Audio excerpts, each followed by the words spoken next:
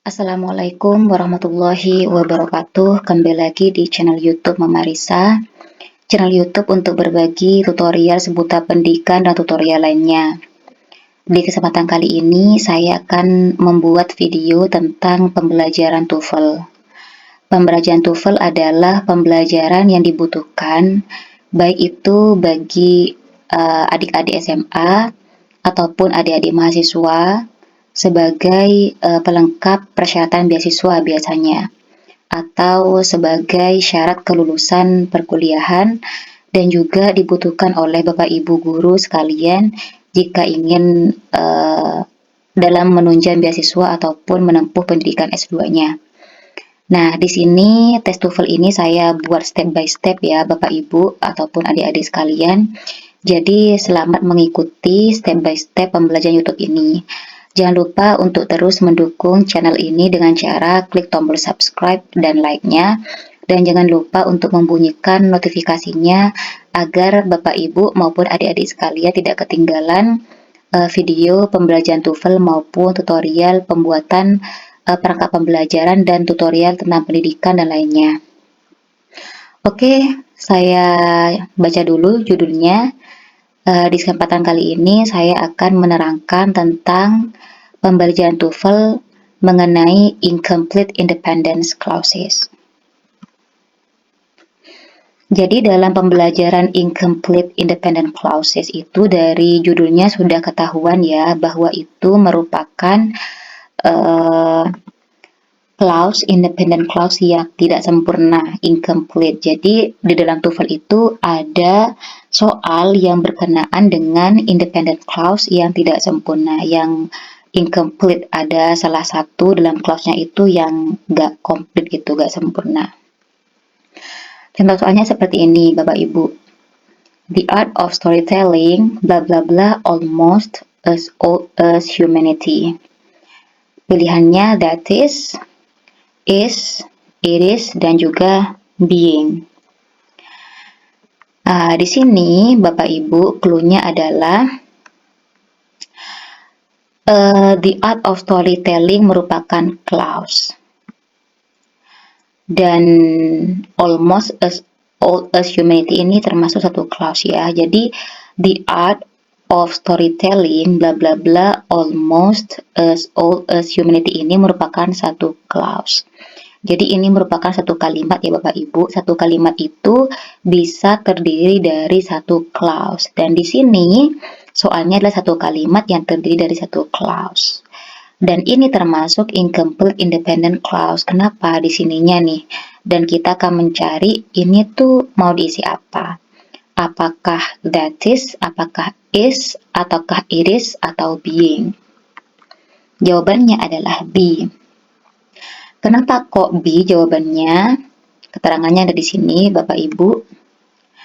Satu independent clause itu terdiri subjek, verb, objek. Jadi Bapak Ibu, dalam satu kalimat itu, dalam satu independent clause itu harus terdiri dari subjek, verb, objek. Kalau kalimatnya kalimat verbal, atau bisa juga terdiri dari subjek be plus cs. Cs itu merupakan complement subjek kalau kalimatnya nominal.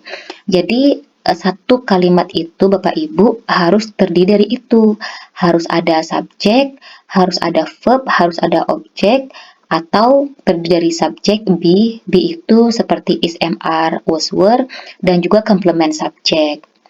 Nah, di sini kita ketahui bahwa subjeknya adalah the art of storytelling.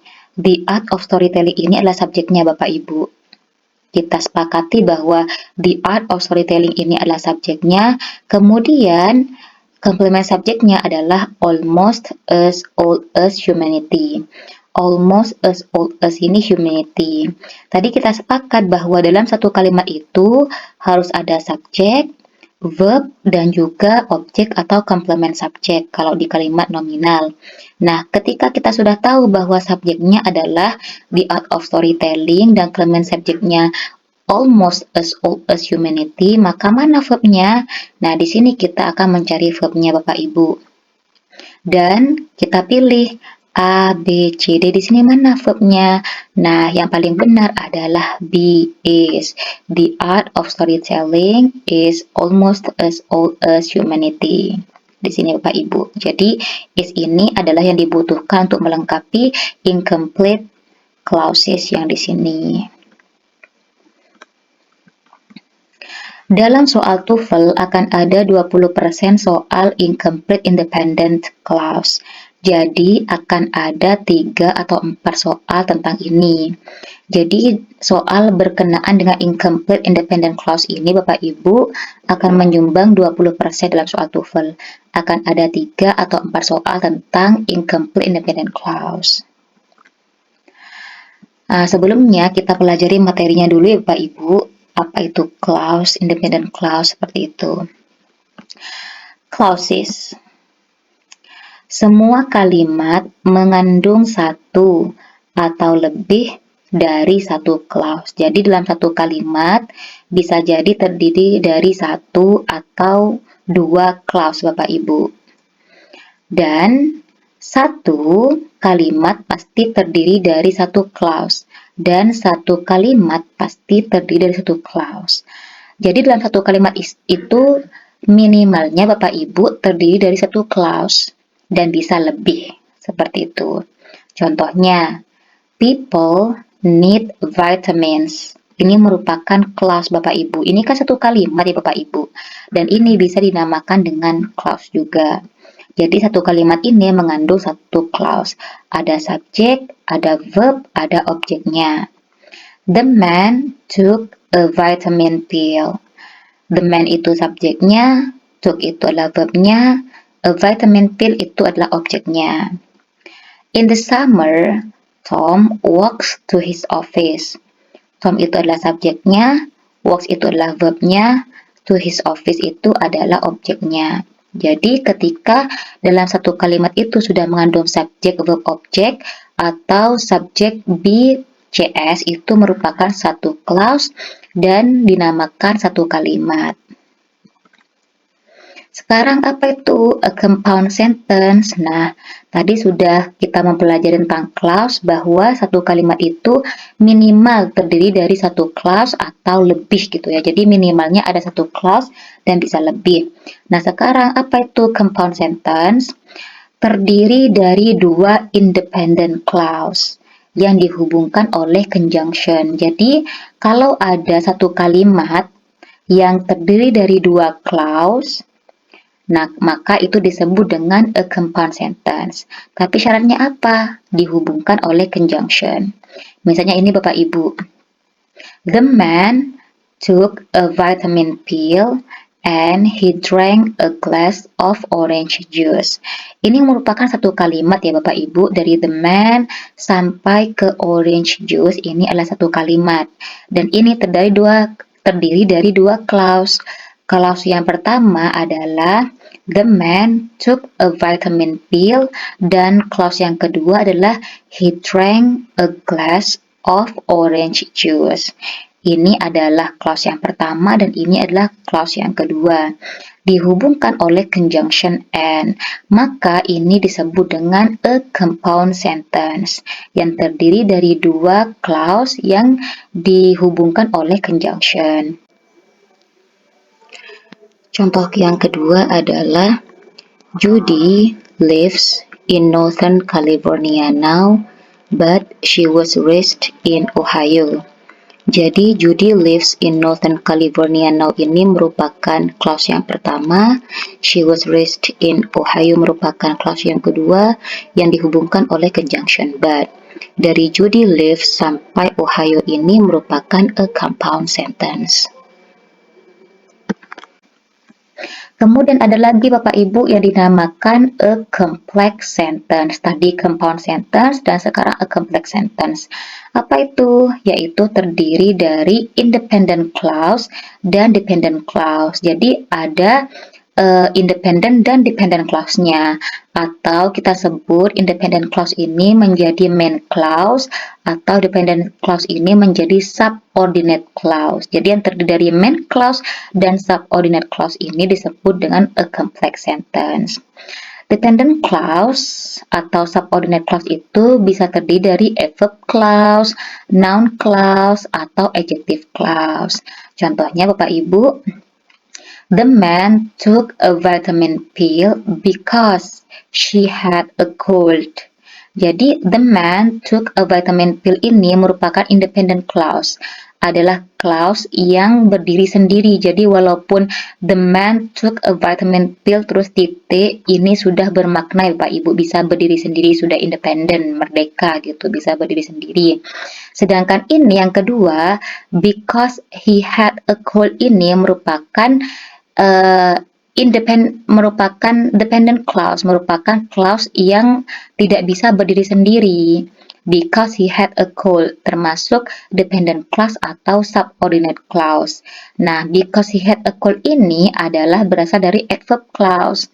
Nah, ketika independent clause bertemu dengan dependent clause, maka ini dimaksud dengan a complex sentence. Contoh kedua, I didn't realize that Nancy was here. I didn't realize ini merupakan satu clause, that Nancy was here adalah dependent clause atau subordinate clause yang berasal dari noun clause. Ini tandanya bahwa ini noun clause adalah ada that sebelum Nancy was here. Kita lanjutkan Bapak Ibu, contoh yang ketiga, Tom walks to his office, which is located in Broadway, every day during the summer. Tom walks to his office ini merupakan independent clause, sedangkan which is located on Broadway sampai ke summer ini merupakan adjective clause. Cirinya ada kata which Bapak Ibu di depannya, maka ini termasuk a complex sentence. Sekarang lanjut Bapak Ibu, kita membahas tentang missing subject, verb, object, dan complements. Jadi apa gunanya tadi kita itu mempelajari tentang clause, sentence, compound sentence, sama complex sentence, biar kita tahu Bapak Ibu bahwa clause itu juga termasuk kalimat, kemudian kalimat itu bisa terdiri dari compound sentence atau kalimat itu bisa terdiri dari complex sentence. Jadi bukan hanya yang seperti satu clause saja yang satu kalimat, tapi kalimat yang bentukannya seperti compound sentence atau kalimat yang bentukannya seperti complex sentence itu termasuk kalimat Bapak Ibu. Jadi biar Bapak Ibu itu mengetahui bahwa ini tuh gak salah yang seperti ini. Atau jadi kita itu gak selamanya berpatokan bahwa kalimat itu seperti sebuah clause gitu, tapi ada juga bentukan yang seperti compound sentence ataupun complex sentence. Nah, sekarang kita mempelajari missing subjects, verbs, objects, and complements. Jadi di sini dalam soal TOEFL itu kadang-kadang ada yang missing subject, kehilangan subjeknya, kehilangan verbnya, kehilangan objeknya, dan juga kehilangan complementnya. Semua clause mempunyai pola subjek, verb, objek pada kalimat verbal dan subjek plus be plus komplement subjek pada kalimat nominal. Jadi kita harus berpatokan Bapak Ibu. Kalau dalam satu kalimat ini harus ada subjek, verb, objek. Kalau kalimat itu kalimat verbal ya. Namun akan terdiri dari subjek, be, sama komplement subjek pada kalimat nominal. Be itu is, am, are, was, were, Bapak Ibu. Jadi terkadang satu clause itu kehilangan subjeknya, misalnya gak ada kata-kata people-nya, I, some famous people, itu kadang-kadang tidak ada Bapak Ibu dan itu menjadi soal di TOEFL. Atau kadang-kadang kehilangan verb-nya, misalnya tidak ada kata-kata need-nya, gak ada kurang should take-nya atau was-nya. Was ini termasuk be ya Bapak Ibu. Atau kehilangan objeknya atau complement subjeknya, misalnya kurang her-nya, kurang them-nya. Nah, jadi tricky soal di TOEFL itu kadang kekurangan subjek, verb, objek atau subjek be sama complement subjeknya Bapak Ibu. Nah, contohnya seperti ini. The art of storytelling, bla bla bla, almost as old as humanity. Ini adalah soal yang tadi Bapak Ibu. Nah, tadi kan jawabannya adalah is. Nah, gimana pembahasannya? Nah, seperti ini. The art of storytelling almost as old as humanity? Jawabannya adalah is. Kita tahu bahwa yang kita cari terlebih dahulu adalah dalam satu kalimat tersebut kita cari dulu mana subjek, mana verb, dan mana objeknya, atau mana subjek, mana be, mana komplement subjeknya. Karena kalimat ini merupakan kalimat nominal, maka kita akan mencari mana subjek, mana verb, dan mana komplement subjeknya, Bapak Ibu. Di sini diketahui bahwa subjeknya adalah the art of storytelling. Ini merupakan subjeknya. Kemudian di sini kita lihat di kalimat sini tidak ada be-nya Bapak Ibu ya. Verbnya juga gak ada. Jadi ini bukan merupakan kalimat verbal ya Bapak Ibu, tapi kalimat nominal. Be-nya kita tanda tanya, kehilangan. Berarti ini adalah kalimat yang missing verb gitu, missing be. Kemudian komplement subjeknya adalah almost as old as humanity. Jadi kita akan mencari mana nih verbnya, mana nih be-nya gitu. Nah, dari pilihan A, B, C, D ini Bapak Ibu, yang merupakan be yang melengkapi kalimat ini adalah is. Kenapa A salah? Nah, ini dari keterangannya Bapak Ibu. Jawaban A salah karena that digunakan untuk menghubungkan relative clause ke main clause. Karena di soal hanya mengandung satu clause, maka tidak mungkin jawabannya ini benar. Jadi kalau misalnya kita pilih A, that is, misalnya the art of storytelling that is almost as old as humanity, maka ini seharusnya ada kalimat lagi Bapak Ibu. Sedangkan di sini hanya mengandung satu clause, jadi ini nggak cocok. Kemudian kenapa kok jawaban C salah?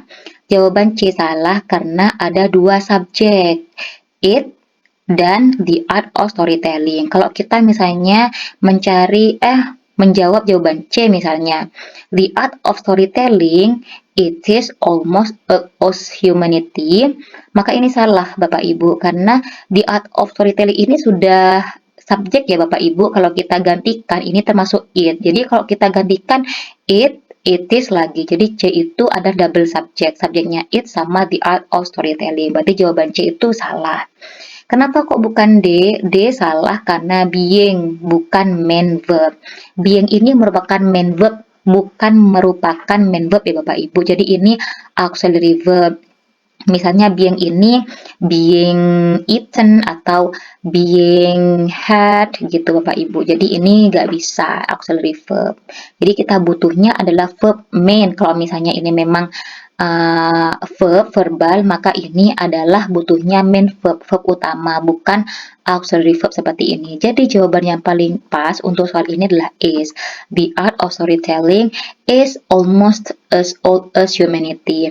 Kalau jawabannya B yaitu is, maka cocok Bapak Ibu. Di sini adalah subjeknya, kemudian B-nya adalah is, dan cocok ya. Ini subjeknya adalah tunggal singular, maka B-nya kita pilih yang is, kemudian almost as old as humanity ini merupakan komplement subjeknya, maka jawabannya yang tepat adalah is. Contoh soal yang kedua Bapak Ibu, a few of the sounds produced by insect can be heard by humans. Jawabannya apakah only, apakah there are only, apakah that only, atau with only.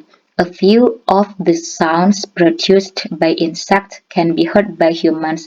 Ini merupakan soal passive voice ya. Diketahui di sininya Bapak Ibu, produced by, kemudian can be heard.